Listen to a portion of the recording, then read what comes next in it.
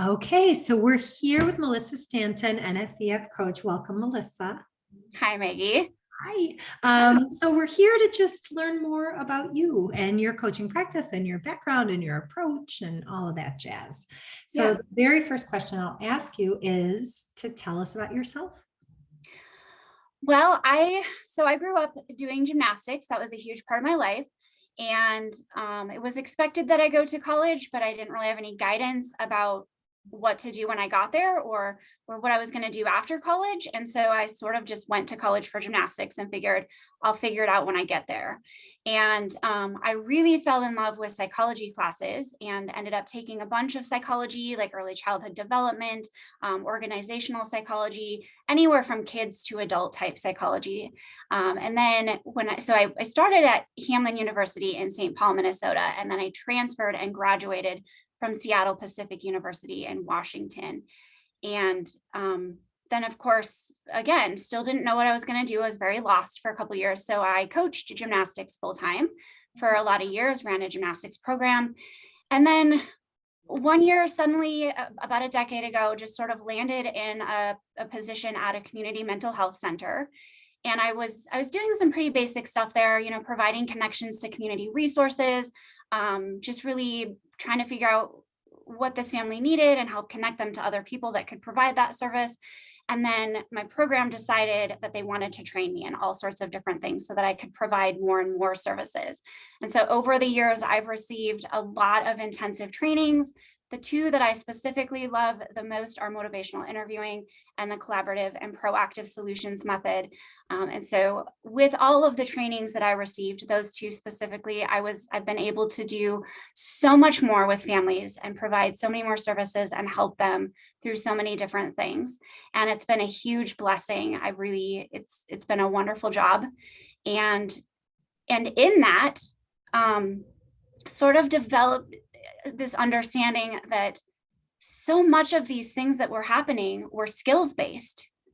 Maybe I could help this person by just building up this one skill, or we could use this skill to improve on this other skill that they're really struggling with. And so just that perspective of skills-based has been so interesting for me professionally and also personally. And it's been a huge, huge benefit to me, something I really enjoy doing.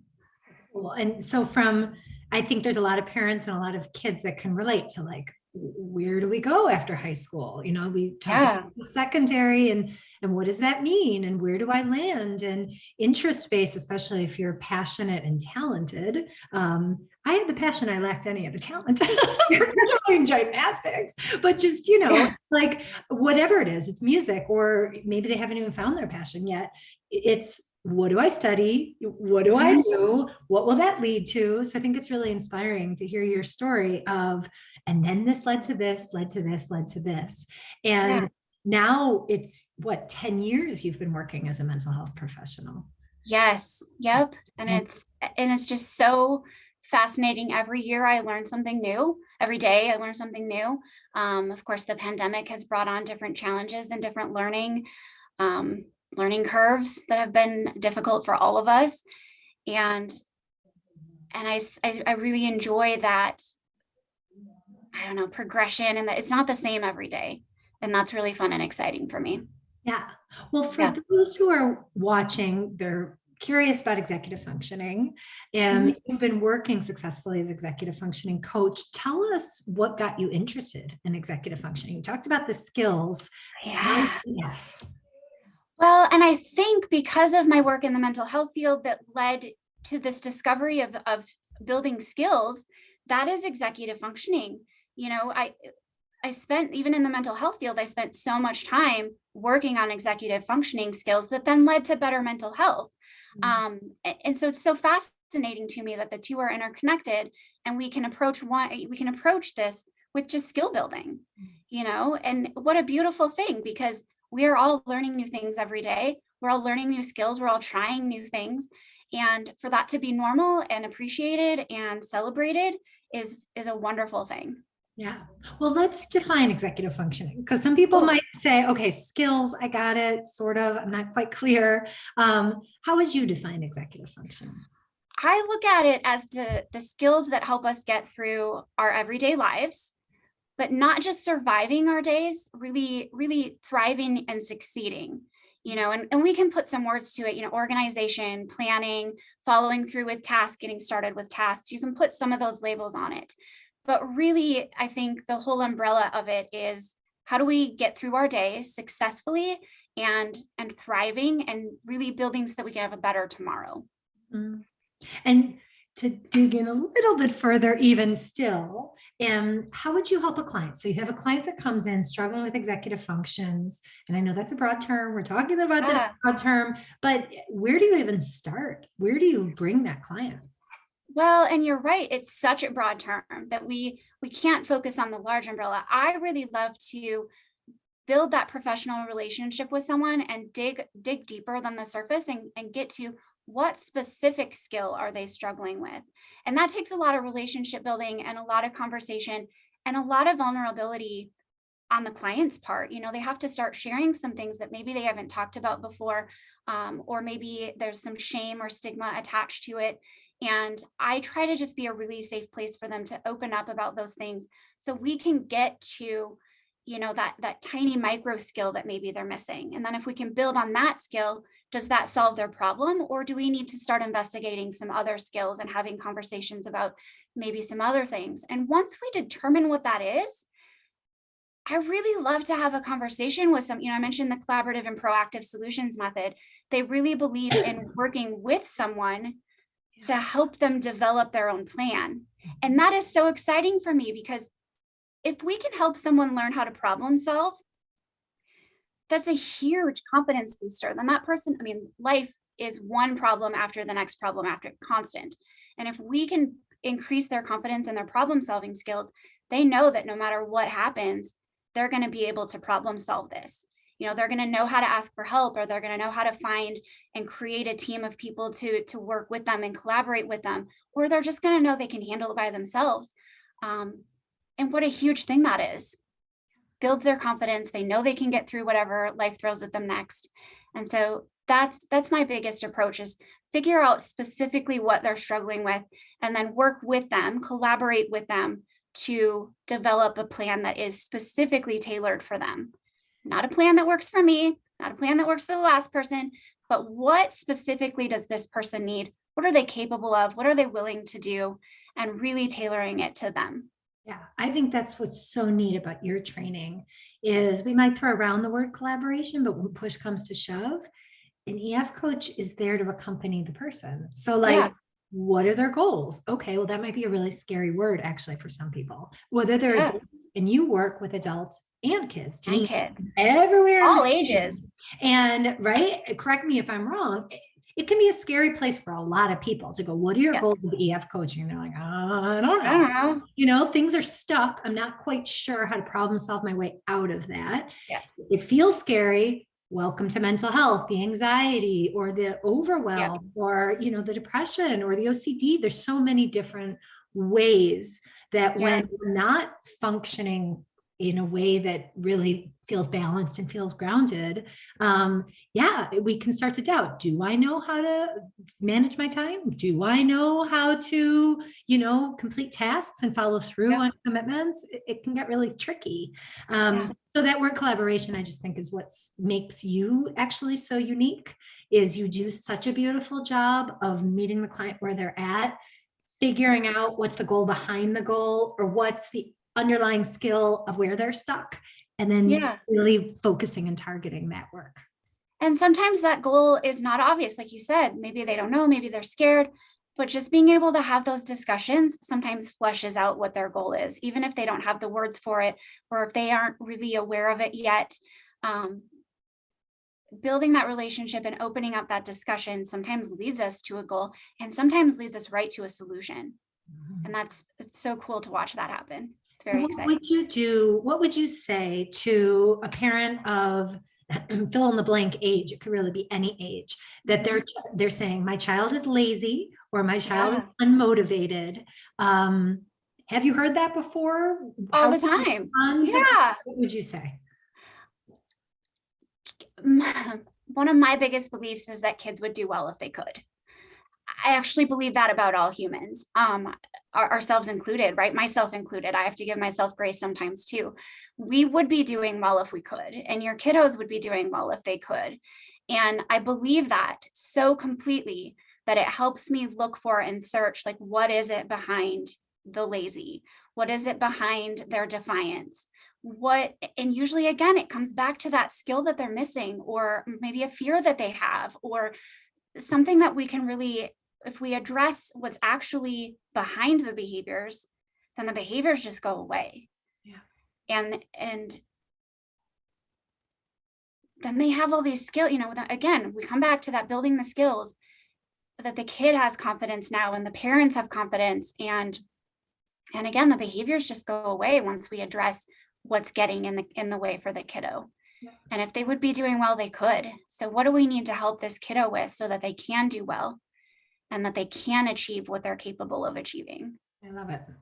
It is true. I 100% agree. We always talk about behaviors are communication. So what are they trying to communicate with us? And if they can't use their words, then they're going to use the defiance. They're going to use the outburst. They're going to use the apathy. They're going to use, they're saying a lot of things, and there's whatever they can. Yeah. And it's not just taking that and then going, okay, well, there it is.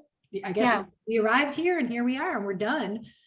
Never, ever, ever in our lives journey, as I know I can attest to as an adult, are we done? Like there are things that keep cropping up, and then I go, oh, well, I didn't see that coming. Let me see how I can solve around this. Well, our company's approach is strengths-based. It's a strong belief of yours and values to really meet clients based on their strengths.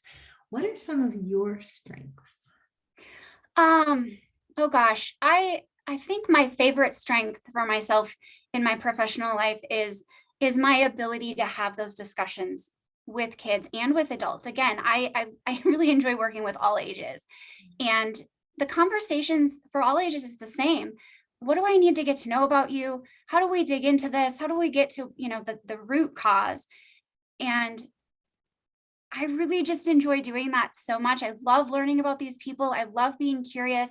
I love it when their eyes light up when they discover something that they've never even thought of, or maybe they had no idea themselves that this was a thing, but through that discussion, they're able to come to that, and just their reactions to it are so beautiful.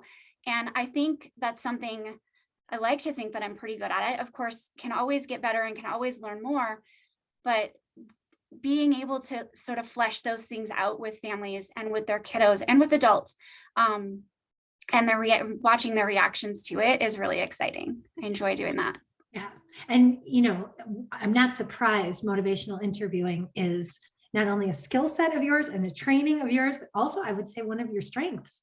Like, not everybody knows how to ask good questions, and questions that aren't leading somebody to water, the horse to water, right? But really, well, talk to me a little bit about motivational interviewing and how you approach it. It's so hard to explain, and it has just become such a part of my life that I just do this naturally now. But it is a really beautiful way of communicating with a person and asking them really specific questions that, you said leading questions. We don't do any leading questions. I just want to be curious. I want to know more about this person, and I want to help them lead themselves to whatever it is that's going on. And that is sounds really easy, but it's a really specific skill set of knowing how to word things. There's really specific ways that you ask questions, or even just observing. A kid might say something, but then I'm able to pull out of it, maybe some morals or some values that are attached to this, and say, did I get this right? And that person's allowed to say yes or no. If I don't have it right, please tell me more, because I truly just want to understand. The more I understand, the better we can work together. And so if I've got it right, awesome. The conversation continues. If I don't have it right, let's go back, let's rewind, let's figure out where I got off track a little bit. Tell me more, help me understand. And a lot of people have never had a conversation like this with anyone in their lives. And so it leads to a lot of really interesting things, a lot of really beautiful things. And people, I think, in general, just feel better after having what we call an MI discussion. It's really wonderful. Well, and feel heard and understood. And like, that they're not judged and that Yeah. you're not listening just to talk, that it really is something where the open curiosity, you do that so beautifully. I'm going to tell you your strength because that, and it is Thank you. phenomenal listener, and your intuition is just, I would say, your guiding star. Your intuitive sense of how to work with a client is exceptional. Well, and that's motivational interviewing, is not just listening to the words, but listening to what's behind the words. What's inside this person? What are their intentions? What are their goals? What are their desires? And bringing that out of a conversation. And it's tricky, but it's also really wonderful. Well, with strengths come weaknesses. Oh, yes. Tell me about one of your weaknesses. Oh, man, if we're talking about executive functioning skills, I have a tendency to take on more than I can handle. I've been starting over the last few years, really starting a lot of projects that are new to me. And so I don't always know how long they're going to take. I don't always know what supplies or resources I'm going to need. And then I end up with all of these things that I call it trying to juggle elephants, and learning how to put some of those things down so that I can be successful in one thing versus failing at 5. That's been, oh gosh, like a real learning process, and still kind of an everyday thing for me. How long is this actually going to take? Do I actually have the mental capacity to do it, the physical capacity, the resources? And sometimes we don't always know that when we tackle a project. We don't always know what's going to come down the pipe, but trying to learn and plan as best as I can. It's hard. Thank you for sharing that, because it's Yeah. important, and it's important, I think, for our clients to hear too, like the me too of, I can teach, and we can talk through prioritization. We can talk through, brain dump and scheduling, all of this, but I'm right there with you. But sometimes I love that. I've never heard that before. Juggling elephants. I love that. Juggling elephants. I love it. I love it. Yeah. It feels like that sometimes though, doesn't it? I mean, we take on too many things and think we can handle it. And then one day we wake up and realize, oh my gosh, I can't. So then what do we what do you let go of? I don't know. It's hard.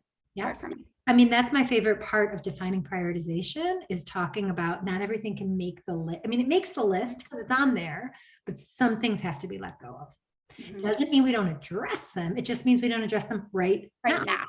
And so the same thing, I imagine with enthusiasm, you're taking on a project because you're interested and motivated and curious and all those things. And then it's like, oh, I can't take this on, not for lack of want or lack of motivation or lack of capability, but just no, it's not going to work. Time, energy, whatever.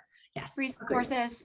Yeah. I agree. Well, you've already shared a little bit about how you overcame these challenges. Is there one thing that you've done well with the juggling elephants? Is there something that or is it a learning process still? So growing up, was very independent, was forced to be very independent at a young age, and went through a lot of life just on my own.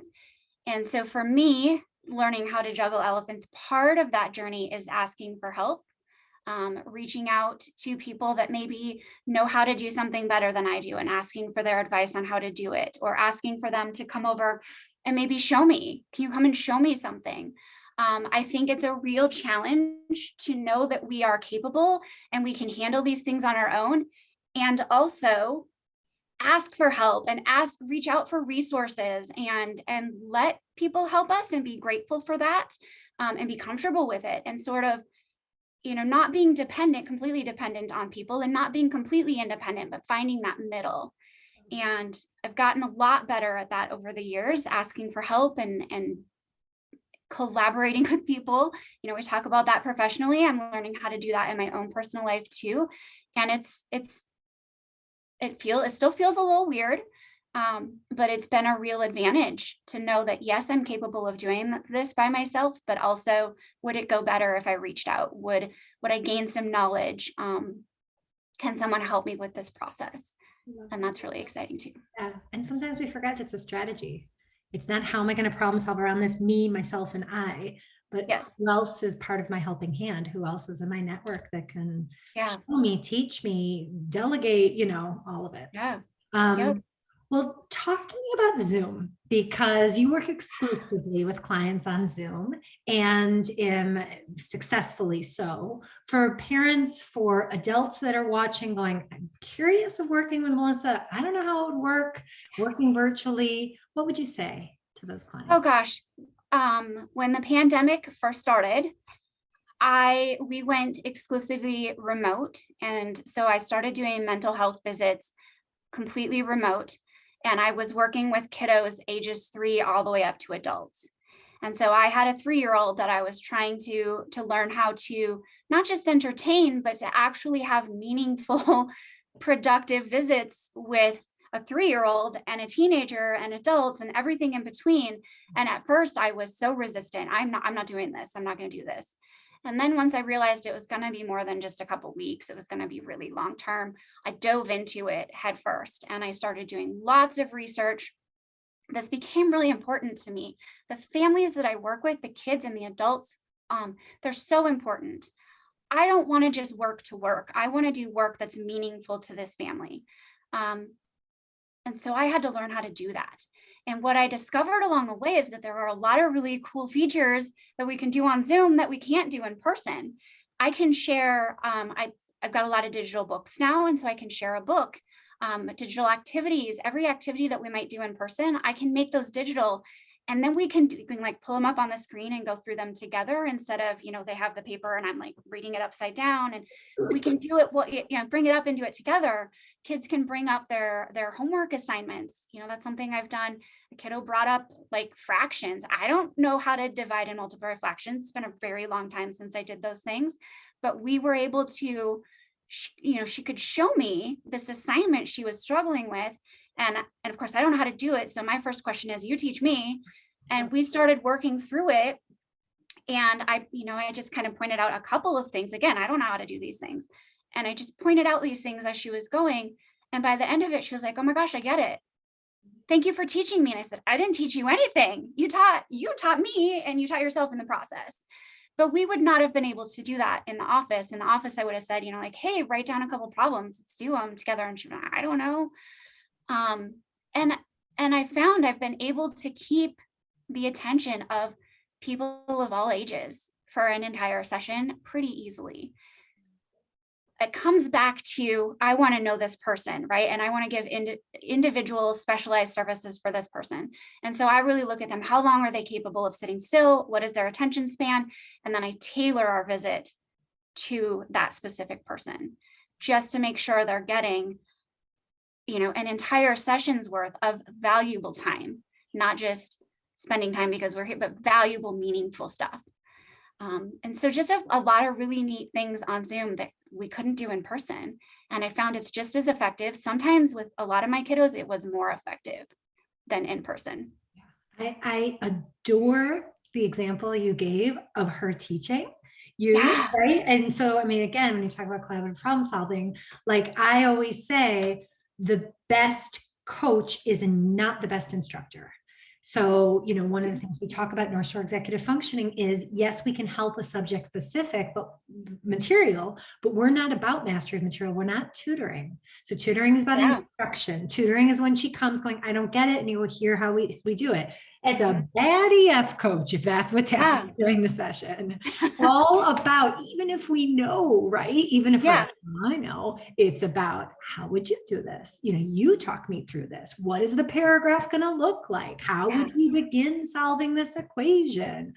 I love it. And then at the end, when she was like, thanks for teaching me. That's so awesome. Super sweet kid. I was like, I didn't teach you anything, but we did that problem solving, that collaborating, and her finding her own way. And that's so much more effective than me just giving someone a skill. It's a lot more effective when they come up with it themselves and it's meaningful to them and specific to them. That's so important. And sustainable, right? Yes. Yep. The teach a man to fish kind of thing. Then she'll walk away going, I got this. And then when it's not fractions, but it's trigonometry, it's, I've had a challenge. I overcame that challenge. I know what it looks like to do that. I know I can get through this one too. Yeah. Well, Melissa, I could talk with you all day. I'm tempted, but in the interest of time and time management for those who are watching, Yes. I'll kind of give the mic to you. Is there anything else you'd like to add about your coaching practice, your approach, your clients? Anything else you'd like to say? Oh, one other thing that's really important to me is that clients of any age, all ages, really feel comfortable sharing with me, you know, if they need something to be different, if they want something to be different, if there's something that's on their heart that I haven't addressed, I want them to know they can bring those things up. If I need to do something different to be a better support person to them, I 100% want to know that. I want it to be a collaboration. We use that word a whole bunch of times, but it's really important that they know they have the power to say those things and to bring those things up, and not only that I'm okay with it, but that I want to have those discussions. I want to know those things. And I feel really grateful to families and clients that do that, so that I can meet their needs the best that I can.